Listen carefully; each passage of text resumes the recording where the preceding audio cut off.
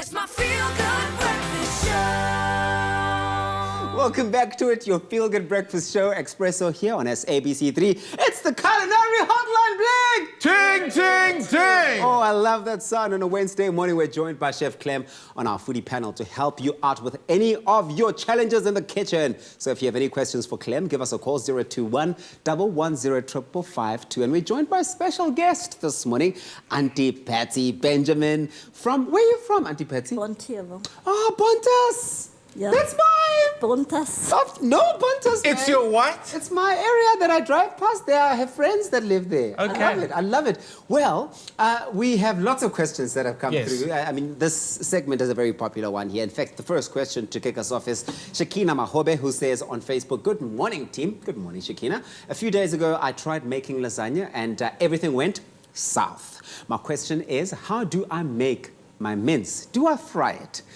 Mince is a trending topic I know why. this month. Because I think it's just such a versatile ingredient Yeah. and it's inexpensive. Yeah. And you can do so much with it. So people have so many mince questions. Yeah. And I know we did the whole rinse and mince episode last week, but in all honesty and seriousness, people are obsessed with learning how to use it in so many new ways. Yeah. And I understand it. I love it. I love it, love it. So should we tackle the question? Yes. And should you be frying it? Do you fry yours? And how do you fry your mince? Well, I fry my onions first, Okay, and then you get into and it. then I get into my mince. Okay, let's answer the lady's question. Yes. Yeah. So the thing about a mince is, thing about lasagna is you use a bolognese mixture. Okay. So you kind of want the mince to really like soften and become part of the sauce. Whereas with like a mince curry, we're going to see the pieces of the mince in it. So it's called a ragu. A ragu is when you cook meat for so long that it just falls apart and turns into part of the sauce. That's when I love that kind of meat. Any meat like that just falls apart. Is like the that. way. It's just like, oof, yes. So again, my rule with onions, Yeah. you need to cook it to the point where it is soft and golden, and we're not there yet. Yeah. This is not it. This is not Soft it. and golden. And if you are Auntie Patsy and you have a very, very difficult nephew to please find ways of concealing Yes. that the onions, make sure that they go so soft they almost disappear. And this will happen. This will happen. Someone's taken my bay leaves. But you know what? I'm going to forgive them. It's fine. Right about now, I'll be adding bay leaves to the pan. But it's Okay. okay. It's okay. Right. Now, we've got a little bit of time going in. You can use thyme, you can use rosemary. The aromatics in there are amazing. You want to cook it low and slow with your bolognese. That's going to be the layers in your lasagna. That goes in. Then we're going to add our mince. So we can add all the mince, let it brown for a little bit, Okay. and then we're going to start kind of breaking it up. How much browning is too much browning when making? There's no such thing as too much browning. Oh. It's when it goes black. Anyone should know that Yeah. that's a problem. You've hit Houston, we've got a problem. Levels. But we let that meat brown. Also, remember, if you get a nice, serious dark crust and you're like, ooh, is that too dark on the Yeah. crust? It's going to cook for so long. That's going to become one part of the sauce. Auntie Patsy even closed her eyes when she gave me a yes. Auntie Patsy and I are coming out of the TV show. I feel like we're you going to should. just travel the country cooking, and I'm going to learn all the traditional recipes. Auntie Patsy's going to teach me, and we're just going to cook. Tabisa, you can come with. Yeah, to eat. I mean, someone's got to eat the food after Yes, you've made it. absolutely.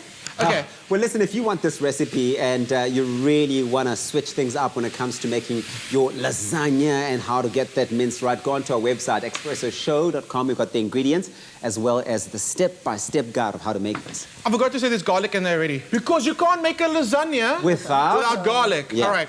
Then we're going to go with tomato. Oh, look at this. Someone brought me Baileys. The magic of television. The You Baileys know- have just miraculously rocked up. It's amazing. Tomato. We're using tomato puree. You can use tomato paste. Yeah. You can use canned tomatoes. But if you're using canned tomatoes, you're going to cook it for longer because you want that intense tomato flavor. Bay leaves going in, and it's fresh, guys. It's fresh. Okay, guys, true story. I once, I won't do it again. Yeah. I once had to borrow without asking bay leaves from someone's garden. Okay, Right? And tell me more. The person was like, they were like, what's going on? And then I was like, sorry, I just want some Baileys. And they were like, okay, chef. And I was fine. Don't do that though, because if they don't recognize you, okay. But Baileys, guys, no. But Baileys, I'm telling you, you need them in your home. It needs to be in your cooking. Yeah. Okay, Baileys going in. And what we're gonna do now is you can add a little bit of water if you want it. I've added salt. You can add black pepper. I've already added a little bit to it. The trick now with the mince for a lasagna is low and slow. Okay. You want it to go nice and low, and you don't want it to be soupy. You want it to be stoopy. What does that mean? Half a stew, half a soup. That texture. Okay. You need that moisture in there for your lasagna. That the lasagna sheets need moisture to hydrate and become Yes, soft. Okay. they do. But if it's too soupy, you need to smack the lasagna sheets. To check if they really do need the moisture. They and the do. answer is They do. yes, they do. If it's too soupy, it's going to hydrate your pasta, but then your lasagna is not going to set. Okay, which is very, very important. Okay. Lasagna also sets. We're gonna try layering everything now, but the very important is once you've cooked the lasagna, once it comes out of the oven, your lasagna must sit for 45 minutes. People don't know this. Okay. Once it sits for 45 minutes on its own, that's when all those layers they set in there. So when you cut it, you get those beautiful layers of your lasagna, your beautiful cheese sauce, and your pasta sheets. Oh, wow. Yes. Okay, well, this is very interesting. And this is really where it gets a little bit technical and easy to get wrong. This is where you often find, why does my lasagna not look like the one I had at the restaurant? Why does it not look like the one they made on Expresso? Why does it go south? It's all about the time. Timing. Okay, what do you think? Okay, that's going to go for a little longer. You can add a little bit of water to it, and then the longer you cook it, the color is going to change. You're going to get that deep yellow color that you know you're going to get in every lasagna. So much. And that comes through with time. If you don't cook it long enough, you're not going to get that color. So there we go. So that's going to just keep on going for a little bit. Obviously, lasagna's layers of your mince. It also needs a cheese sauce. Speaking of sauces, sauces are also like a big thing. Auntie Patsy, we got lots of questions from people asking us about sauces. We, in fact, got a question that came through on Facebook, and this question's got to do with making a white sauce. It comes through from Susan Rex on Facebook saying, how do you prevent bechamel? Is it bechamel? Bechamel. Bechamel sauce going stiff and thick whilst baking in the oven. How do you do that? So bechamel. What is that? A bechamel is a white sauce. Oh. But once you add cheese to a bechamel, it becomes a cheese sauce. Oh. So let's start off by making our bechamel, which is, it always starts off with a fat. You can use oil, olive oil, canola oil, butter, which we're using. You can even use ghee. Oh. He's amazing with this one. So butter's Susan, in there. pay attention. Let's get the pan on. And for this beginning stage, you don't need a heat that's too high because you don't want to burn your butter, okay? Auntie Patsy, do you make a lot of white sauces? I do. Because it's over macaroni and cheese for your lasagna. If you want to do a chicken dish, a creamy chicken dish, make a bechamel sauce and roast your chicken with that bechamel over it. It's delicious. Croque monsieur, croque madame, bechamel sauce. That's why they teach you that first in chef school. Okay, once your butter starts melting, you add flour to it. And this is very important. You have to cook your flour out. People are like, what does that mean? Well, flour is powdery. And what you want to do is to get rid of that powderiness of the flour, you have to cook it. Over time? Over time. About a minute and a bit until you can smell the nuttiness of the flour. So that's in there. Give it a good mix. Make sure you get into the corners. You don't want any lumps of flour. So if you're doing that, turn up the heat a little bit. There we go. You're going to start keeping an eye on it, and you're going to start smelling things, okay? You're smelling butter right now. I smell it, Also, look how the color's changing on our bolognese. Nice. It's becoming a deeper red color. Look at that. So keep an eye on your bechamel, turn the heat up. Obviously, once you've made it a few times, you can kind of go ahead and like turn your heat up and like just, you're a pro at it now. Yes. But if you're beginning with it, you want to start ease yourself into it and control and adjust as you go along. Absolutely. Auntie Patsy, who cooks the most in your home? I do. You do. No surprises, I can tell you do. I can tell that because you know your way around the kitchen. That's for me, it's just something that is always, I can learn. Yes, that's it. I learn from it. And how long have you been watching Expresso? Oh, one morning I switched on the TV on SABC3 and I saw the show. And because of the recipes, I was hooked on it. I know, it gets pretty addictive. How many years ago was that? I've got it now because, I mean, I love hearing up. People have been like, I've been there since day one. Yeah. So how long have you... It must be over 10 years. Yo, this is a real OG viewer. And who's been your favorite chef on the show? Okay. This is... Look, when the show started, it was Zola Nene. Love Zola. Love Zola. Zola Nene. Yes. And then the other visiting chefs like Jenny Morris. And we love Auntie Jenny. Yes. Jenny Morris. And it's just, you get addicted to some chefs. You do. You do. I'm addicted to you, Auntie Patsy. I love being in the kitchen with you. It's been absolutely amazing. I've taught many friends of mine who couldn't cook. Okay.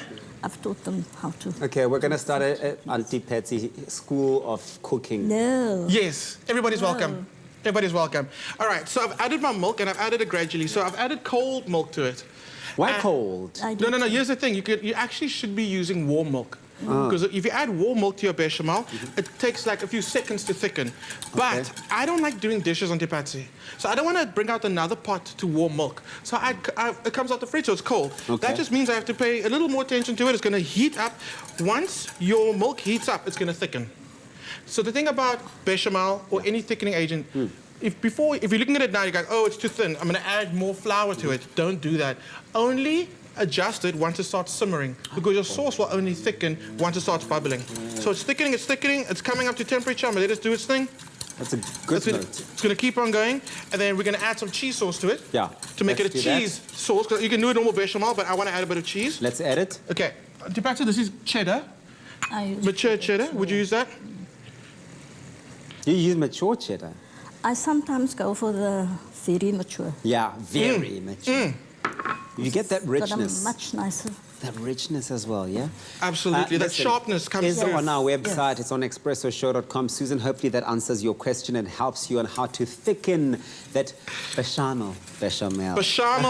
Okay, so what I'm going to do now, I'm going to cheat it a little bit, okay? Yeah. I'm not going to layer the sauce in a normal lasagna. I'm going to do a one-pan wonder. Like I said, I don't want to make any dishes. Tipazi, can you put those lasagna sheets exactly, just perfectly over the mince? You can pass me a few even. Okay, I'll grab it, just put it down. And you can do this at home. You can do this at home. If you want to do like a one-pan bake, instead of layering it in a lasagna dish, just break your sheets. This way you don't have to be gentle, but try and cover as much of the pan as possible. Yes, you want that covering going. Tabi, so do you like lasagna? I mean, what don't I like in the kitchen? True. I love being in the kitchen with you because you get everything. Yes. Okay, cool. So now I've made my cheese sauce. Yeah. And you, like again, I said, you can do the traditional one, layer your lasagna, your bolognese, your lasagna sheets, your cheese sauce, and repeat. Okay. We're doing a one-pan dish today. Well, once that's done, you're going to throw on some of the sauce. You want to get the pour? Let's see. No lumps. Oh, magic. Magic in the pan, ladies and gentlemen. The category is bechamel. And the winner is? The winner is? Auntie Patsy.